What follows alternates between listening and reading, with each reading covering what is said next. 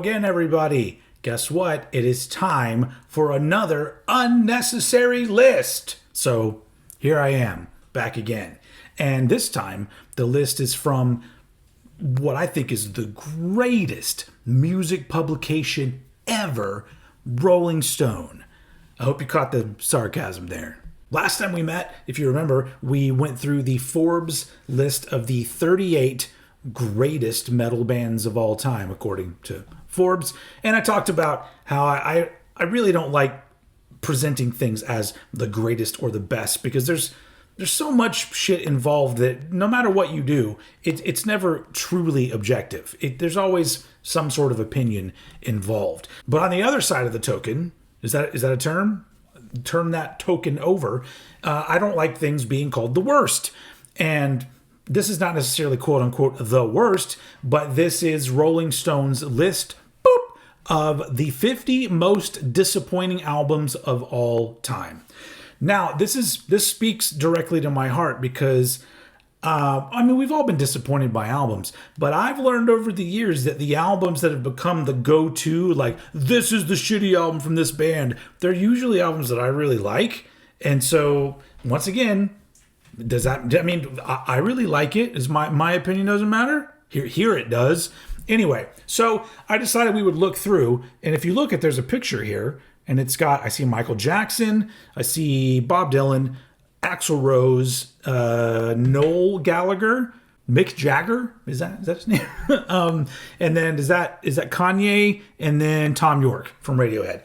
So it's going to be an interesting mixture of albums, and probably a good number of these are albums that either I don't know or I don't give two shits about, and we'll kind of just skip through those. Because there's 50 of them. So shit, I'll try not to keep you here as long as I did last time. But yeah, even this, I'm like, there's no way this list is going to be correct, because there's going to be albums on here that I love, and I bet you a few of you, there's going to be albums on here that you love and weren't disappointed at all. So let's be open-minded. And maybe Rolling Stone can finally put something out that makes some kind of sense. I don't know, probably not. Anyway, scrolling on down, hot streaks can't last forever. I want to read, this little paragraph down here. I've read this part before, so I'm not cheating, folks. But it says, we have assembled... Why am I trying to read without my glasses? That is just foolish. We have assembled a list of the 50 most disappointing albums in musical history. Some major caveats need to be made before various stan armies start making plans to firebomb our offices or unleash SWAT teams on our homes. We absolutely love some of these albums. Okay. An album can be seen as disappointing in the moment it came out and be forever reappraised afterwards. This largely has to do with timing and where the critical consensus is at any given moment, and an album that's seen as a B+, A- is still disappointing if it follows a bunch of A+ albums. Wow, Rolling Stone, good job there. Who's this writer?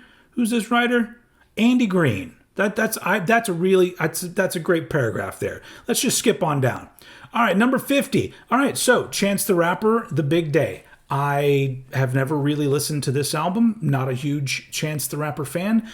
So I don't know why this was disappointing. It's not in my wheelhouse, as they say. So let's keep going.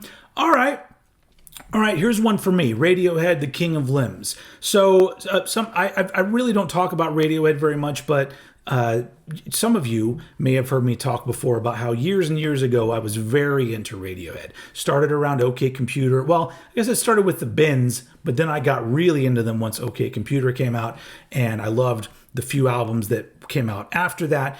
And then King of Limbs was the first one where I will admit I was disappointed. Now, the problem with this is there's going to be some people who say they were disappointed with Kid A fucking 10 years before this. But all I know is I really enjoyed all the experimentation that Radiohead were doing, but it just got to a point on King of Limbs where the songs, to me, didn't hold my attention and didn't call me back. And that's kind of where my relationship with Radiohead kind of ended, because I listened to their last album as well. And even that one, I was like, it's got some things on it, but it's not doing it for me anymore. So, so I'm down with King of Limbs being on here. I don't need to read their explanation. Wings, Wildlife. I don't know. I think this is the first Wings album. And so maybe the Okay, I'll watch Shrinking. Jesus fucking Christ. Jesus, mother. Rolling Stone. Cool it with the ads. Jeez. Anyway, I think this was the first Wings album post Beatles, post the first, I think, couple Paul McCartney solo albums. So I think this wasn't what people were expecting or wanting, but I honestly have never heard this album in full, so I don't have anything to say about it. Whoa! LL Cool J Bigger and Deffer was a disappointment? Maybe because people didn't like I Need Love? It's not tough enough, man. I don't know. This is the album that introduced me to LL Cool J, and I loved I Need Love. I still love that song. When I'm alone in my room, sometimes I stare at the wall, and in the back of my mind, I hear my conscience call, telling me I need a girl who's as sweet as a dove. For the first time in my life, I see I need love. Okay, anyway, the album's great. I don't even know why. Maybe it's not as good as the first LL Cool J album. I can see that. Maybe there's a little nostalgia here because I was a kid. I was 9 years old when this came out, and man, I was all over this album and going back to Cali, which is not on this album. It's on the Less Than Zero soundtrack, right? Is that where that's on? Anyway, I don't want to read this because I like that album. Get out of my face. Oasis, Be Here Now. I'm a pretty new Oasis fan because I had only really heard What's the Story, Morning Glory, but recently I finally went and listened to Definitely Maybe all the way through, and I fucking loved it, and I bought the vinyl, and I'm like, I get why people are fucking into this, but I haven't gone as far as Be Here Now yet, so now I'm curious. Is that going to be the Oasis album that becomes my favorite because it was disappointing? We'll find out. All right, keep scrolling. George Michael, Listen Without Prejudice, Volume 1. I thought this was like a hit album that was a big deal. Don't remember. I don't really know this album, but in my brain, it was a hit and people loved it. I don't know. Okay, keep going, keep going. Aerosmith, Draw the Line. Here we go. We finally reached one. This is one of my favorite Aerosmith albums. Now, I wasn't born yet. I was born in 78, so I wasn't even alive, and I didn't even know who Aerosmith were until around 1986 or so. But once I got into Aerosmith years later and did that deep dive into their catalog and became a legit fan, this was an album that really stuck out to me, and it is one of my favorites. I love this album. Maybe it's because there's not any like huge hits. It's less polished. I don't know. I'm purposely not reading the descriptions. I'm just sort of going off my gut and whether or not they belong here or if I even care. So if you're really wanting to know what they say, you can go read it too. So Aerosmith, Draw the Line, I would not put on here, but who am I? I'm not old enough to know. So don't listen to me, I guess. All right, scrolling on down. Kanye West, The Life of Pablo. Never heard this album. I've heard people praise this album, so don't really know. U2, Songs of Innocence. Some of you may know how I feel about U2. I even wrote a song about it back when I was like 14 years old. It's a beautiful song. And so, no, I have not heard Songs of Innocence, nor do I want to. Let's keep going here. Terence Trent D'Arby, Neither Fish Nor Flesh.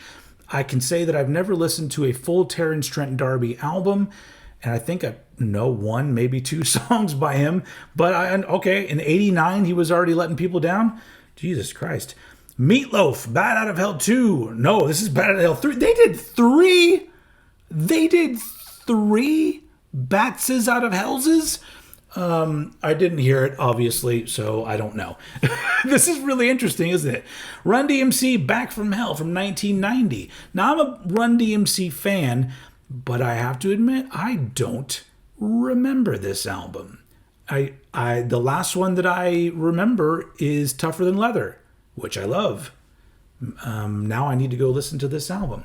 This is a very boring video, isn't it? I ain't got shit to say about any of these motherfuckers. Like the Sugar Cubes. Who the fuck are the Sugar Cubes? Is that fucking Bjork's? Was that Bjork's band prior to her going solo? Anyway, I don't fucking care. That was number 38. 37, Devo, Shout. Never heard this album. It's turning out that this was the dumbest video I ever could have made. And if you're still here, thank you very much. You're amazing. Let's keep going. Fleetwood Mac, Behind the Mask. Never heard this album. I didn't know Fleetwood Mac were still making albums in 1990. So I don't know. Panic at the Disco. Pretty odd. Nope, I actually do not like this band. I mean, to each their own, and so I have not heard it. All of their music was disappointing to me. Okay, so another one from before my time, and I would have to say I could understand why Technical Ecstasy would have been a letdown from the previous albums that came out, because all 6 of the previous albums to me are absolute fucking classics with shitloads of bangers. Now, I really like Technical Ecstasy and Never Say Die, but if you were going to put them up against each other, I would hold that first 6 like way up here, and these are just like, they're kind of like here in the middle, like, yeah, those are good. So, from what they said in the beginning, if you're following A plus albums with like a B plus album or a B minus album, then yeah, I can see it being a disappointment. And this one has not grown on me to become one that like I'm passionate about one way or the other. So okay, yeah, I actually had something to say. Let's see, maybe we'll get to more that I actually know. Oh, come on, man. Public Enemy, Music in Our Message. Now, if I remember right, this one was kind of low on my Public Enemy cranked and ranked list because I don't love it. And following Apocalypse 91, it was a bit of a letdown. I wouldn't call it a bad album. I wouldn't call any Public Enemy album bad, but I can say from being there at the time, being a young teenager who was into Public Enemy, this album was a little bit of a disappointment. So I'm here for this one. All right, let's keep going. Peter Frampton. The title of the album is not a disappointment at all. I know this has probably been talked to death, but just the title with the album cover, it's so good. It actually makes me want to become a huge Peter Frampton fan because I just want to own this album on vinyl just to have the cover. I'm in you. It's such a fucking great. It's not the first time I've seen this album cover, but it's such a great title. That has to be one of my favorite album titles in the history of music.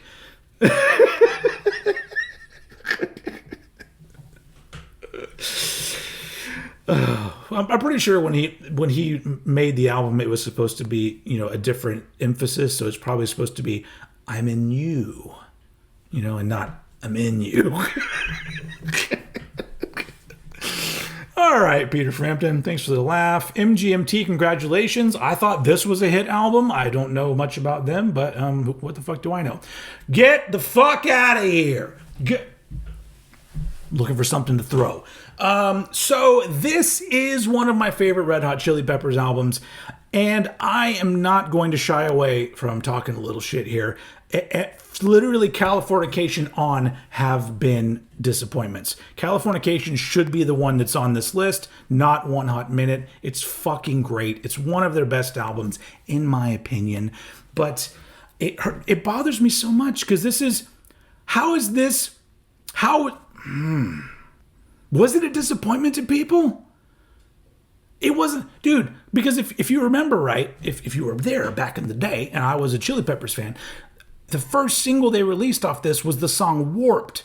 And I just went, fuck yeah! Like I was in. And then once you get the album, you hear that there are some softer songs on there, but then you got all these other, there's so much good shit on One Hot Minute. I'm sorry. I know Californication was a hit. So, and I guess it brought in like a lot of the people that kind of listen to music and they were into it. I don't fucking know. But this alone. Who is the author again? That put this shit here? What is your name? Andy Green. Andy Green, I'm coming for you. This is the one. There's probably, there's going to be more, isn't there? Andy, we had such a good thing going for a little bit here, and then you went and fucking screwed it up. And you screwed it up, and we're not even like through the first half. So, all right. So One Hot Minute. All right. 29, Pink Floyd, The Final Cut. I can 100% understand this. In '83, I wasn't listening to Pink Floyd, although it wasn't long after that my older brother introduced me to them, and I got really into like all Pink Floyd. But this has always been an album that I'm just like, yeah, not really into this. It's not doing anything for me. And it always just seemed like an album that was thrown together. I think it was. But also following The Wall, following Wish You Were Here, following Animals, following Dark Side of the Moon. I mean, like, yeah, that I could see this being a disappointment because it followed absolute bangers. And then before that was just other kinds of bangers where there was just an evolution of the band. So yeah, I can see this being here. I have no problem with that. All right, the band Cahoots.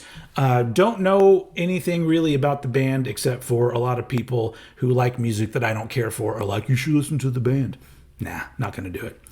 Van Halen Balance.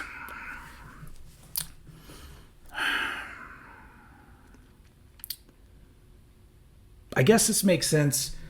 I was disappointed in this album, but also in 1995, I was 17 years old, and I didn't want Van Halen, period. I had moved on, and I loved For Unlawful Carnal Knowledge, but by the time Balance came out, I wasn't interested. I wasn't interested in Van Halen anymore. And when I saw the music videos that came from this album, I was also still like, okay. I've grown to love it, but I can understand the disappointment. But I mean, I know some people out there that fucking really love this album, and you're not wrong, which means it's not a disappointment. So let's keep going. 26, Rod Stewart, Smiler. Okay, I've never even heard of this album. I do enjoy Rod Stewart's voice, though. I will say that. 25, George Harrison, Dark Horse. If I've heard this album, it's been a very long time, so I don't have anything to say about it. 24, John Fogerty, Eye of the Zombie. The name John Fogerty and the year 1986 doesn't seem to make any sense. So I obviously have never heard it, and I'm not a Fogerty fan.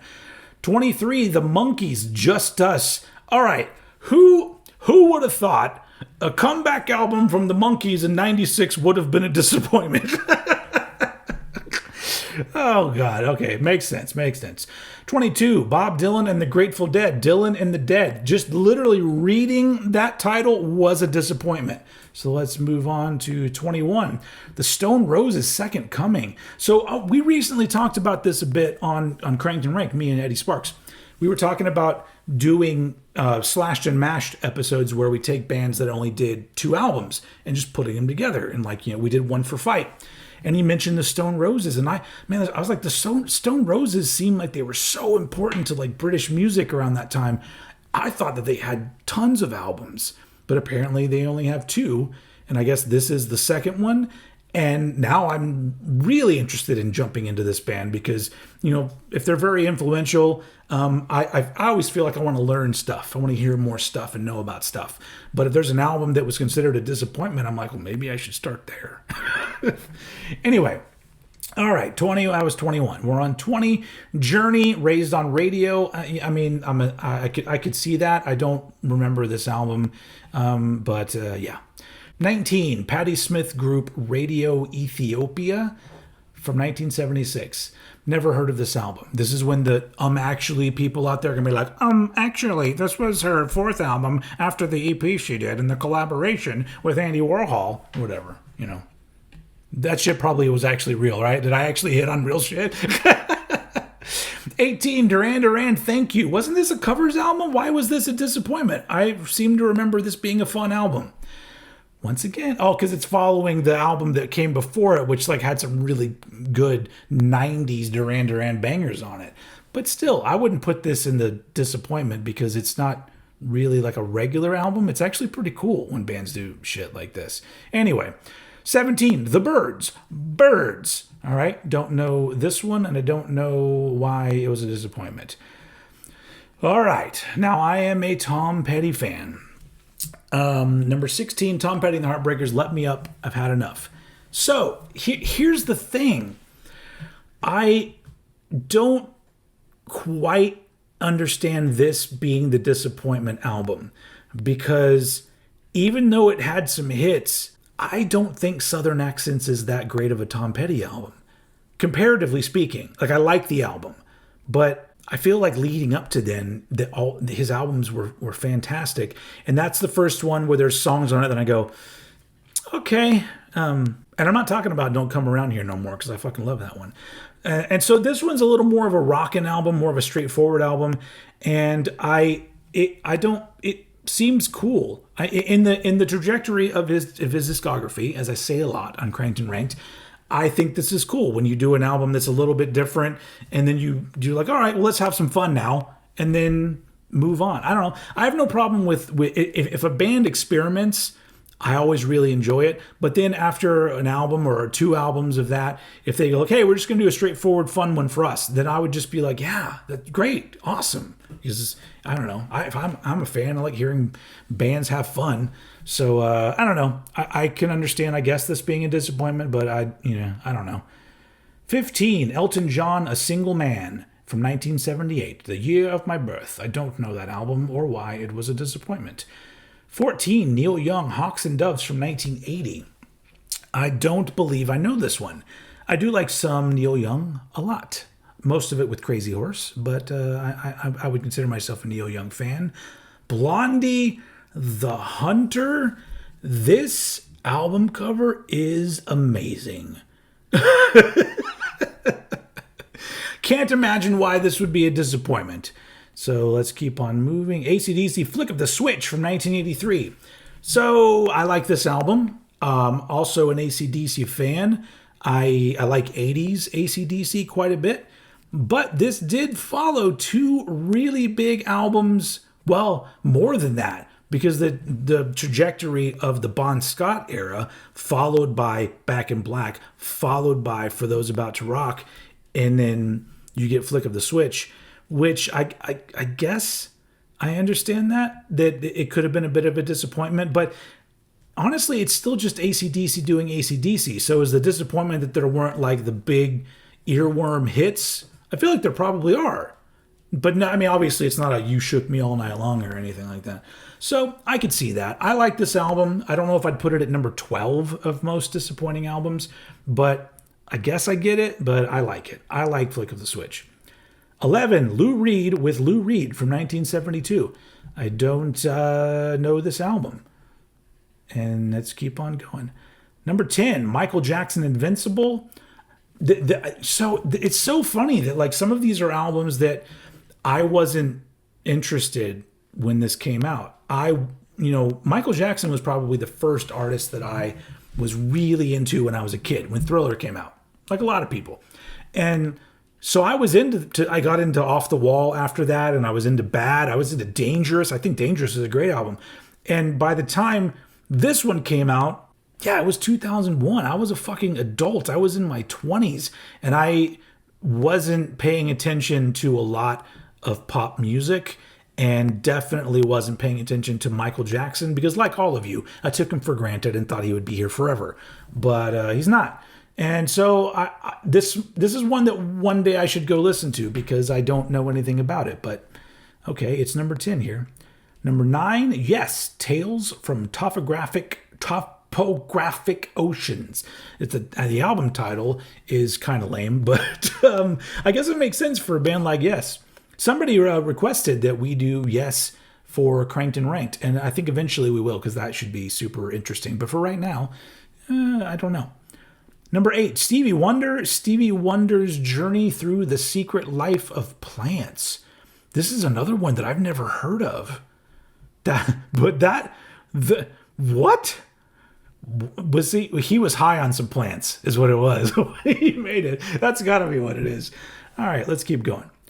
Beach Boys, Smiley Smile. All right, so this is interesting because I wouldn't consider myself a Beach Boys fan at all.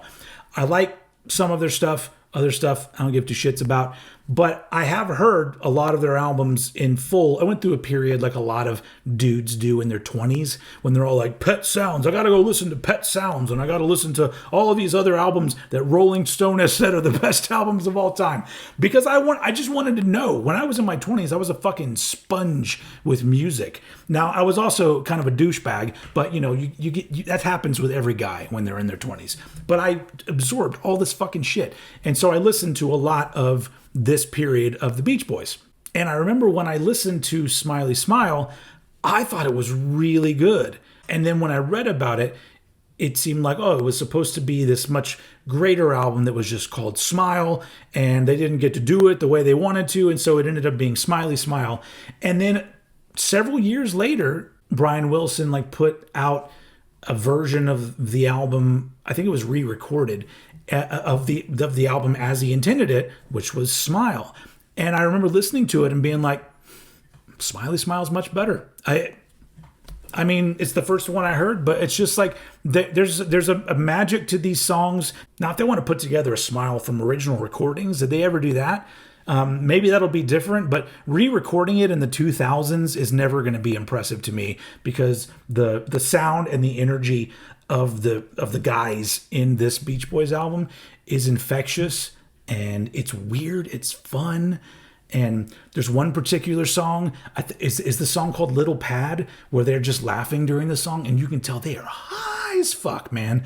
And it just made, honestly, I would say if I ever go back and do a deep dive with Beach Boys, Eddie, are we going to do that? You don't be surprised if Smiley Smile comes out above Pet Sounds for me, because I just remember having such a great time listening to this album. Now, I definitely was not alive in 1967, so I don't understand why this was a disappointment, except for that maybe it followed Pet Sounds, and Pet Sounds was huge. So, number 6, Bruce Springsteen, Human Touch. Don't really know this album. I like some Bruce, but I don't know this one. All right, here we go.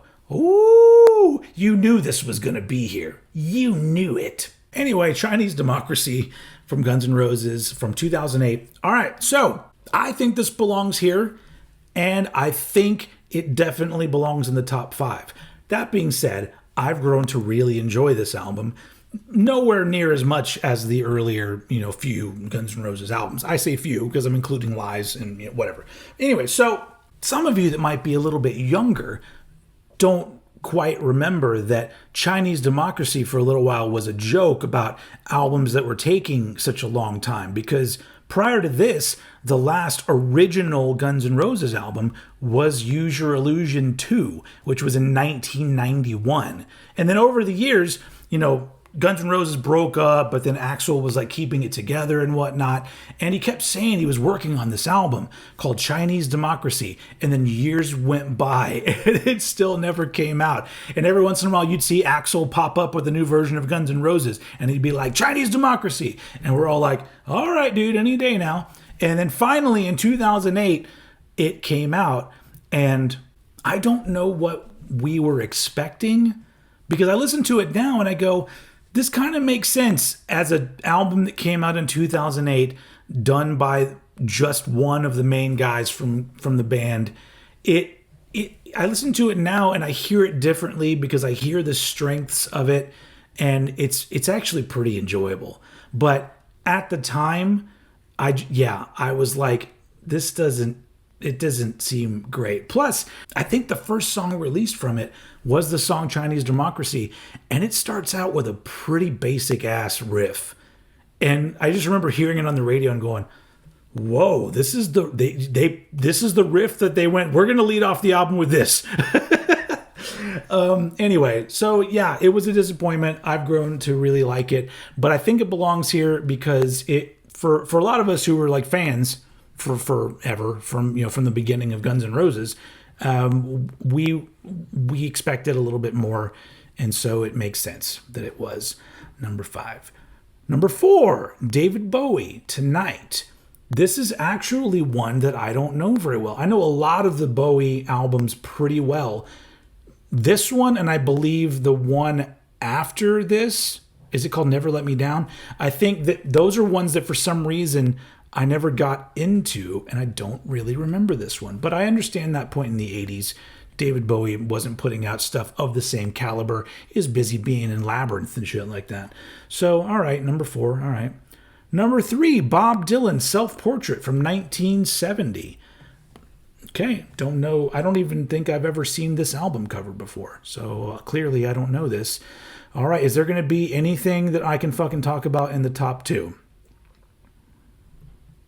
I appreciate you all being here through this, because it hasn't been all bad, right? Number 2, the Rolling Stones, their Satanic Majesty's Request. I don't think I've heard this album all the way through. I like Rolling Stones stuff, but I guess this was following some hit albums, and so it was disappointing, I guess. Whatever, I don't know. Number 1, John Lennon, Sometime in New York City.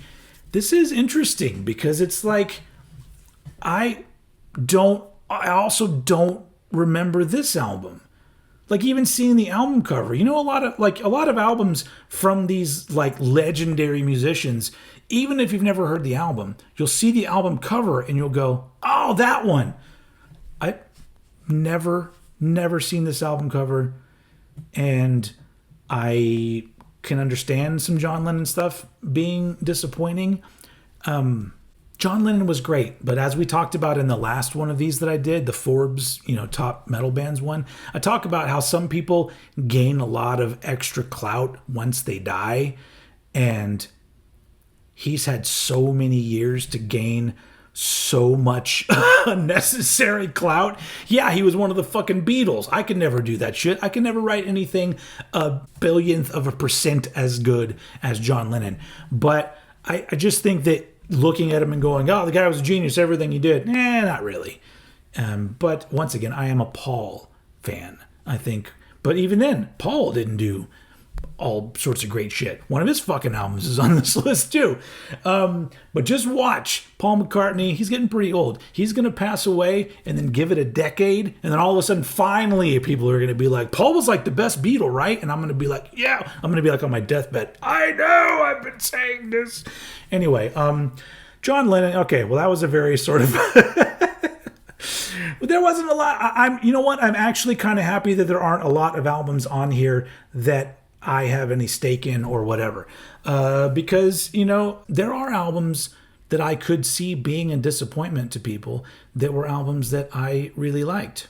I almost feel like I want to do my own video where I pull out the albums that I know people were disappointed in, but I wasn't, and talk a little bit about those. I'm not going to put them in any kind of fucking order, but that might be interesting. Anyway, so all in all, get Chili Peppers off of this list. That was really put Californication on, or put By the Way, or put one of their more recent albums, because they've all been disappointing to me. But once again, that is just my opinion. And so Rolling Stone, stop doing this shit. Actually, no, keep doing this shit, because every time a magazine is going to put out one of these fucking lists, I'm going to do one of these videos, and I have fun doing these. So I guess they're doing the world a service, because they are giving old head more content. So yeah, there you go. You're welcome. All right, cool. So that was the Rolling Stones 50 most disappointing albums of all time. Hopefully you were not disappointed in this video. I am definitely not disappointed in any of you that have been watching this video, because what the fuck am I doing them for if you're not here to watch them? So thank you. You're amazing, and I will see you all again very soon.